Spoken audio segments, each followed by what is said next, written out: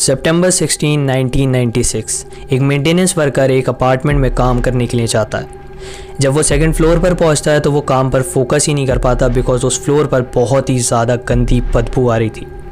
वो कोशिश करता है कि इस बदबू वगैरह को छोड़े एंड अपना काम पूरा कर कर अपने वापस घर चला जाए, लेकिन ये नहीं हो पाता बिकॉज वो बदबू बहुत ही ज़्यादा तेज़ थी। वो हिम्मत कर उस बदबू का जब पीछा करता है तो वो एक घर के आगे जाकर खड़ा हो जाता है एंड जब वो आवाज़ लगाता है ओनर को एंड दरवाज़ा खटखटाता है तो कोई जवाब नहीं देता। ये सब देखने के बाद वो थोड़ा सा तो उसको शक होता है, लेकिन जब वो दरवाजे के नीचे नोटिस करता है तो उसको उसके दरवाजे की जो चौखट थी उसमें से बहुत सारा खून निकलता हुआ दिखता है। वो बहुत ज़्यादा डर जाता है एंड समझ जाता है ये बिल्कुल भी ठीक नहीं है एंड पुलिस को कॉल मिला दी जाती है। फ्लोरिडा पुलिस वहाँ पर आती है एंड दरवाज़ा तोड़कर जब अंदर घुसती है तो उनके सामने एक बहुत ही ज़्यादा हॉरिफाइंग सीन पड़ा होता है। उस कमरे के अंदर एक इंसान की डेड बॉडी पड़ी होती है एंड डेड बॉडी बिना कपड़ों के होती है, वो पूरी खून में सनी हुई होती है एंड उसका जो फेस था उस पर एक अजीब सा पेंट पड़ा होता है। ये बहुत ही ज़्यादा टेरिफाइंग था बिकॉज जो बॉडी थी वो 4 दिनों से यहाँ पर पड़ी हुई थी एंड वो डिकम्पोज होना भी शुरू हो गई थी। बहुत ज़्यादा बदबू थी, बहुत ज़्यादा टेरिफाइंग ये सीन था, लेकिन उससे भी ज़्यादा टेरिफाइंग थी यहाँ की डिटेल्स। सबसे पहली चीज़ जो पुलिस नोटिस करती है वो देखती है कि इसकी जो बॉडी है, जिस पोजीशन में इसकी बॉडी है उसी के एकदम सामने एक कैमरा लगा हुआ है। स्टैंड पर पूरा एक कैमरा सेटअप हुआ है एंड उनको ये लगता है कि जिसने भी इसको मारा है उसने बाकायदा रिकॉर्ड करा है, ताकि मतलब जैसा कि मैंने तुम्हें बताया सीरियल किलर अपना निशानी रखना चाहते हैं, तो उन्हें ये लगा कि किसी सीरियल किलर ने इसको मारा है एंड उसकी रिकॉर्डिंग भी लेकर वो चला गया है। उसकी जो दीवारें थीं उन पर बहुत ही ज़्यादा अजीब अजीब से कॉमेंट्स लिखे हुए थे। एक दीवार पर लिखा हुआ था the best of me September 12। दूसरी दीवार पर एक बहुत ही ज़्यादा रेसिस्ट कमेंट लिखा हुआ था अफ्रीकन लोगों के अगेंस्ट में।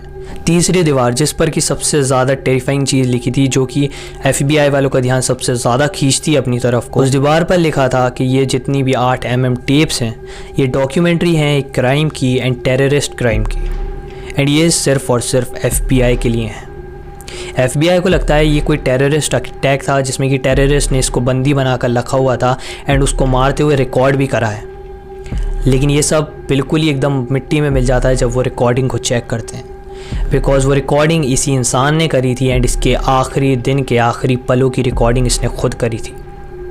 पुलिस ये देखकर बहुत ज़्यादा हैरान रह जाती है, लेकिन जैसे जैसे वो इस सब में और डूबती चली जाती है, वो सारे टेप्स को देखती है, उनके सामने एक बहुत ही ज़्यादा टेरिफाइंग रियलिटी आती है। हम शुरुआत करते हैं पहले टेप से जो कि पुलिस को मिला था उसके कैमरा में द लास्ट डे नाम से।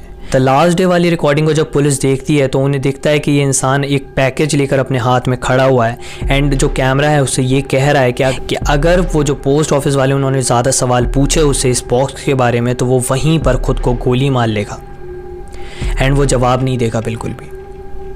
कैमरे की रिकॉर्डिंग वहाँ पर कट होती है एंड फिर हम दूसरा सीन देखते हैं जब वो वापस आ चुका था अपने पोस्ट को डिलीवर कर एंड वो ये बताता है कि वो बॉक्स सक्सेसफुली डिलीवर होने के लिए चला गया है।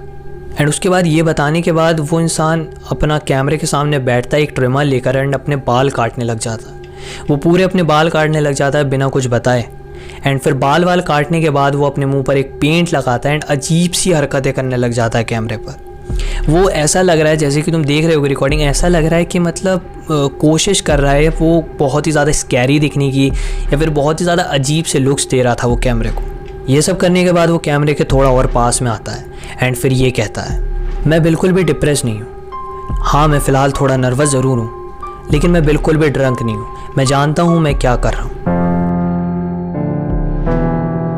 सब कहने के बाद ये इंसान एक चेयर लेता है एंड कैमरे के सामने बैठ जाता है। कैमरे के सामने बैठकर ये गाना चलाता है जो गाना था प्योर का आई रिमेंबर यू। ये गाना चलाता है एंड जैसे जैसे गाना अपनी एंड की तरफ आ रहा था ये इंसान की सांसें बढ़ती चली जा रही थी। ऐसा लग रहा था कि इंसान डर गया है बहुत ही ज़्यादा जो अब होने वाला है उससे।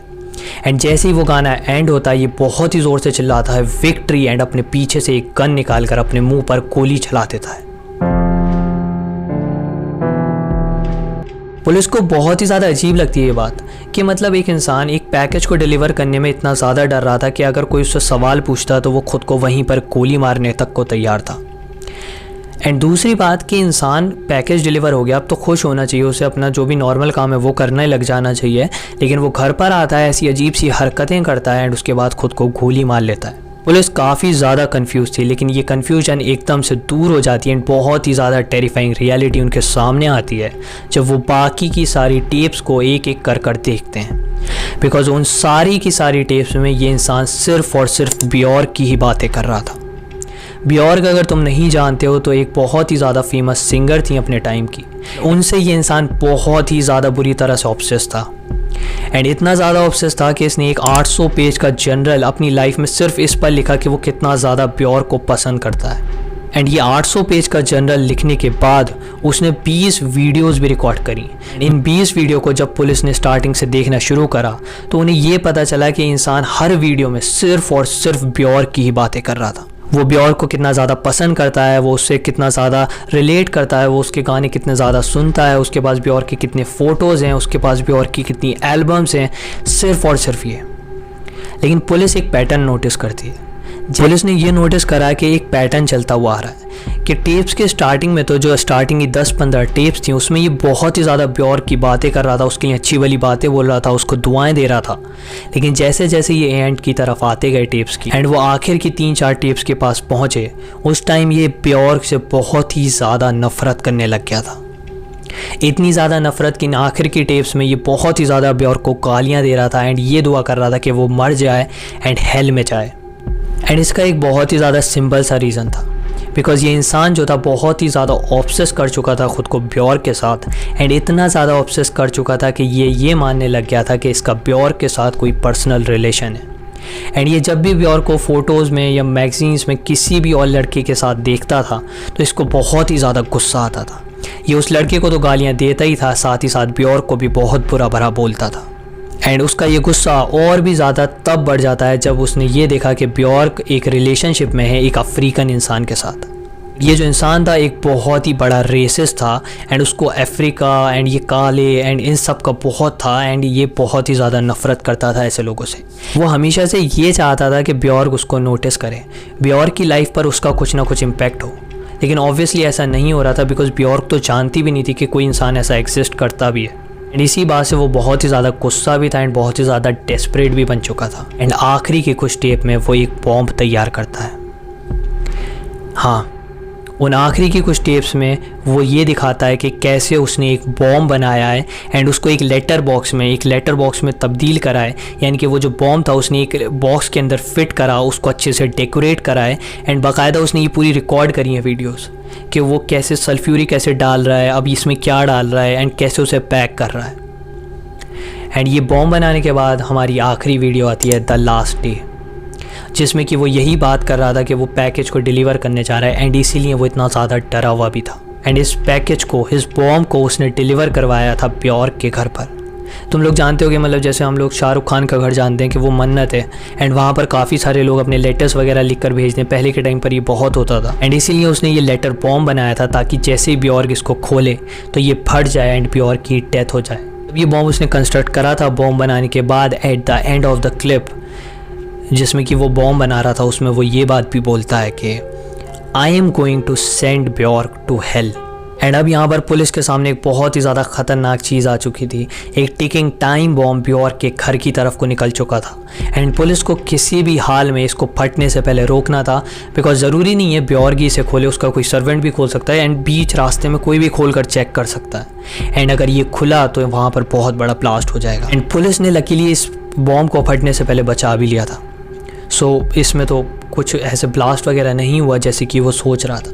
एंड इस बात की भी इन्फॉर्मेशन नहीं है कि वो एक्चुअल में फटने वाला बॉम्ब था भी या नहीं था।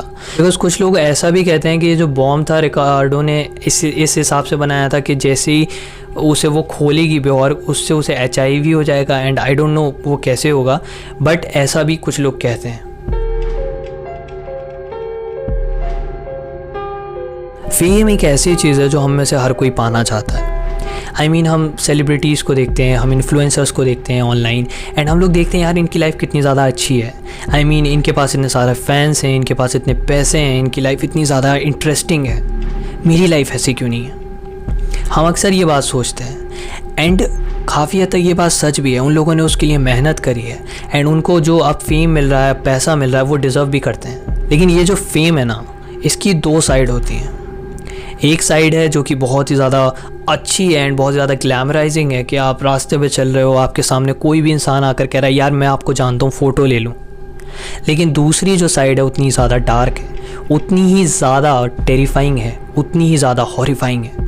बिकॉज कभी कभार ये जो फैंस होते हैं इनका ऑब्सेशन नॉर्मल ऑब्सेशन नहीं रहता, ये अपने जो सेलिब्रिटी क्रश रहते हैं उनको बहुत ही ज़्यादा सर पर चढ़ा लेते हैं एंड उनके ही बारे में सोचने लग जाते हैं, उनके ही पोस्टर्स अपने घर में लगा लेते हैं, उनकी हर फिल्म इन्होंने देख रखी होती है। लेकिन ये ऑब्सेशन तब और भी ज़्यादा बढ़ जाता है जब वो ये मानने लग जाते हैं कि उस सेलिब्रिटी का और उनका कोई पर्सनल रिलेशन है एंड एक तरह से वो खुद का एक रिलेशनशिप बना लेता है उस एक्टर के या एक्ट्रेस के साथ। एंड इसके बाद जिसके साथ भी इस फ़ैन को ऑब्सेशन हो जाता है ना, एक इस तरह का ऑब्सेशन हो जाता है, उसके बाद अगर ये इंसान उस सेलिब्रिटी को या अपने उस क्रश को किसी भी और लड़का या लड़की के साथ देखता है या फिर उसे ये पता चलता है ये इंसान इसके साथ रिलेशनशिप में, वो पागल हो जाता है। बिकॉज वो ये मान चुका था कि उस इंसान का उसके साथ कुछ रिलेशन है, लेकिन ऐसा नहीं है। एंड कई बार तो वो उनके बारे में बुरा भला बोलता है एंड मौका मिले तो उनको मारने की भी कोशिश करता है। एंड यही हुआ था रिकार्डो लोपेज के साथ भी। हाँ, जिस इंसान के बारे में हम अभी बात कर रहे थे इतनी सारी, उसका नाम था रिकार्डो लोपेज। एंड ये जो इंसान था 14 जनवरी 1975 को पैदा हुआ था। एंड इंसान का जो चाइल्डहुड था वो काफ़ी ज़्यादा नॉर्मल था, ये एक नॉर्मल मिडिल क्लास फैमिली से आता था। एंड इसका जो फैमिली थी पूरी, उसमें कोई भी क्रिमिनल बैकग्राउंड नहीं था, कोई भी इनकी फैमिली को मेंटल इलनेस नहीं थी। और रिकार्डो जो था वो पढ़ाई में काफ़ी ज़्यादा अच्छा था, वो एक आर्टिस्ट बनना चाहता था वैसे तो, लेकिन उसकी जो पढ़ाई की ब्रिलियंस वगैरह थी वो नेक्स्ट लेवल थी। एंड उसका जो फ्रेंड्स थे वो ये बताते थे कि वो ब्रिलियंट तो था लेकिन वो काफ़ी ज़्यादा इंट्रोवर्ट भी था एंड वो काफ़ी ज़्यादा शाय किस्म का इंसान था एंड स्पेशली लड़कियों के आगे उससे बिल्कुल भी बात वगैरह नहीं होती थी। 16 साल की उम्र में रिकार्डो इवन दो काफ़ी ज़्यादा इंटेलिजेंट भी था, काफ़ी ज़्यादा पढ़ाई में अच्छा भी था, लेकिन उसको कुछ आर्टिस्टिक करना था तो वो ड्रॉप ले लेता है 16 साल की उम्र में अपने हाई स्कूल से। एंड कुछ टाइम बाद वो थोड़ा सा ना डिप्रेस टाइप का भी होने लग जाता है। अब ऐसा कुछ हमें रीज़न पता नहीं है इसका क्या रीज़न था उसके डिप्रेस होने का। मोस्ट प्रोबेबली वो काफ़ी ज़्यादा लोनली था, उसके जितने भी फ्रेंड्स थे वो खुद ही उनसे ज़्यादा कनेक्शन वगैरह नहीं रखता था एंड लड़कियों से तो उससे बात होती नहीं थी, तो इसलिए वो काफ़ी ज़्यादा लोनली भी था एंड मोस्ट प्रोबेबली यही रीज़न था उसका इतना ज़्यादा डिप्रेस्ड होने का। एंड ड्रॉप लेने के कुछ टाइम बाद ये रिकार्डो सैन ब्यूरेन हॉलीवुड में अपना एक अपार्टमेंट रहकर रहने लग गया था। एंड बिकॉज इसके पास कोई डिग्री नहीं थी तो जॉब भी नहीं थी एंड अपार्टमेंट का रेंट देने के लिए इसने अपने जो एक भाई था उसका पेस्टिसाइड का एक बिजनेस था उसको ज्वाइन कर लिया था। वो रोज़ सोचता था कि ये जो इतना सारा उसके पास टाइम है इसमें वो बोर होता रहता है, वो क्या करे। तो उसने मैगजीन्स पढ़ना शुरू करी, उसने इंटरनेट को स्क्रॉल करना शुरू करा, इंटरनेट पर घूमना शुरू करा। एंड ऐसा कहा जाता है कि 1990s में उसका सबसे पहला जो ऑब्सेशन था या फिर तुम कह सकते हो सबसे पहले जो वो फ़ैन बना था वो बना था जीना डेविस का। लेकिन जीना डेविस से उसका इंटरेस्ट तब ख़त्म हो गया जब जीना डेविस ने ये अनाउंस करा कि वो अब शादी करने वाली हैं। उसको ये खबर सुनकर बहुत ही ज़्यादा गुस्सा आया एंड उसने उनको वहीं पर छोड़ दिया बहुत ही बुरा भला बोलकर। एंड इसके बाद जो उसका second and for ever last obsession बनी वो बनी ब्यॉर्क। तो हुआ ऐसा था कि वो अपनी फ्रेंड की एक पार्टी में गया हुआ था जहाँ पर कि उसके फ्रेंड ने ब्यॉर्क का उसी टाइम पर डेब्यूट एल्बम आई थी तो उसको चलाया हुआ था। एंड वहाँ पर वो गाना सुनता है तो उसको एक नॉर्मल सा गाना लगता है, वो घर आता है उस गाने को एक दो बार और सुनता है। लेकिन जब वो उस गाने की वीडियो देखता है एंड उस वीडियो में जो उस लड़की को वो देखता है, उस लड़की से उसे एक तरह से प्यार सही हो जाता है, वो उस लड़की से बहुत ज़्यादा ऑब्सेस्ड हो जाता है, वो खुद से ही एक ऑब्सेशन डेवलप कर लेता है ब्यॉर्क के साथ उसी टाइम से। एंड तब से ही वो बहुत ही ज़्यादा ऑब्सेस्ड हो गया था, हर वॉल पर उन्हीं का पोस्टर एंड वो सब पूरी तरह से। एंड यही केस था रिकार्डो लोपेज का, जिसको कि तुम एक साइकोपैथ ऑब्सेसिव फ़ैन भी कह सकते हो। एंड मैं तुमसे भी कहना चाहूँगा यार कि मतलब इतना ज़्यादा किसी के साथ ऑब्सेस मत हो जाओ कि तुम हमेशा उसी के बारे में सोचते रहो, हमेशा उसी के बारे में बात करते जाओ। इससे बेटर है कि अपने बारे में काम करो, अपने ऊपर काम करो। ये सोचो कि ये इंसान जो इस मुकाम पर पहुंचा है वो कैसे पहुंचा है एंड उसके लिए जो तुम्हारा गोल है उसके लिए मेहनत करो। ठीक है, तुम थोड़ा सा हाँ ये हो सकता है कि हाँ भाई ये अच्छा लगता है मुझे सेलिब्रिटी, ये मेरा सेलिब्रिटी क्रश है तुम कह सकते हो, लेकिन इतना ज़्यादा ऑब्सेस मत हो जाओ किसी के साथ।